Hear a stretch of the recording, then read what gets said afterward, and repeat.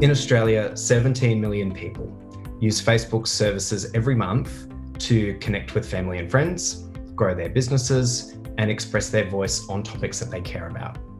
We typically see an increase in engagement around political causes and issues in election periods. As an example, in the 2019 federal election, 10 million people had around 45 million interactions related to the Australian election on our services. Up until the 2019 federal election, most people were still getting their content from traditional media. Now, 50% are primarily getting their news online, and 50% are not getting their news online. We find that those that usually have lower levels of formal education are more attracted to information from friends and family on social media than from traditional media, and we also see that in the United States. English as a second language also places a reliance on peer networks beyond the traditional media. Most of social media is exposing people to a range of views, a range of perspectives, a range of different party political positions. And most of the evidence for the last 5 years shows this. And yet it seems that many journalists and even some policymakers seem to think that filter bubbles are actually much more of a problem than they are.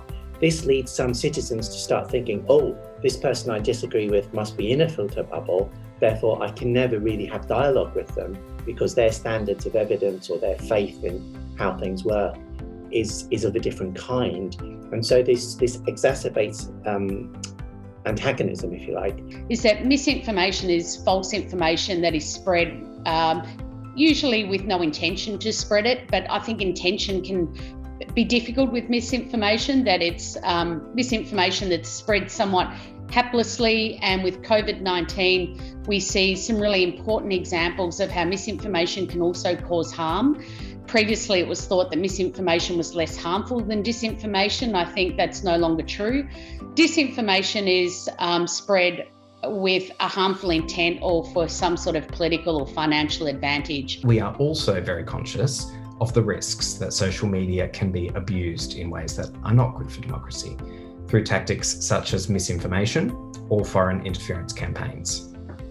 Influence operations can amplify distrust in the integrity of elections and undermine the community's confidence in democracy.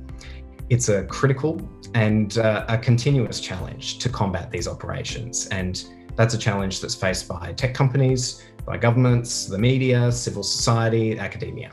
Canada has adopted a multifaceted public-private approach, and this approach employs a suite of complementary tactics, including, number one, disclosure and transparency laws, number two, content-based regulation and self-regulation. By self-regulation, I mean private industry self-regulating, online platforms self-regulating.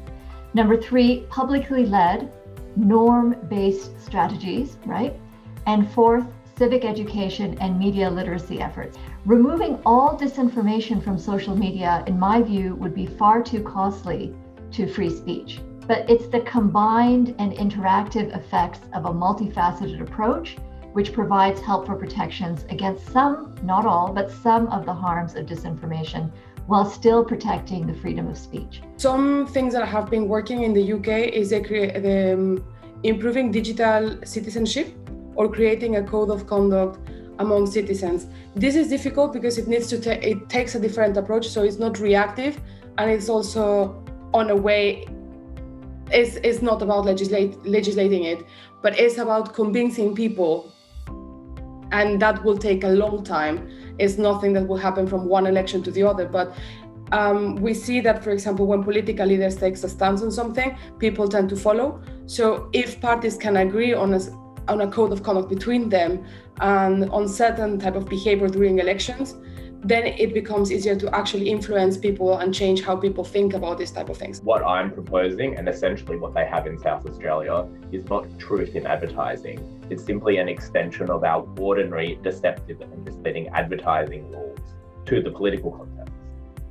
We have had in Australia for very many decades civil laws prohibiting deceptive and misleading advertising in the commercial context, but there is a carve-out for politics. Those deceptive and misleading advertising laws do not apply to political advertising.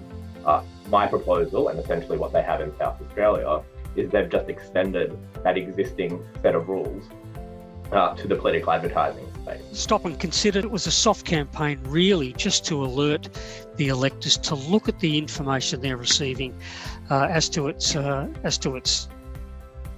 origin, as to its message, as to its reality, and it was nothing more than that. So a soft alert to electors.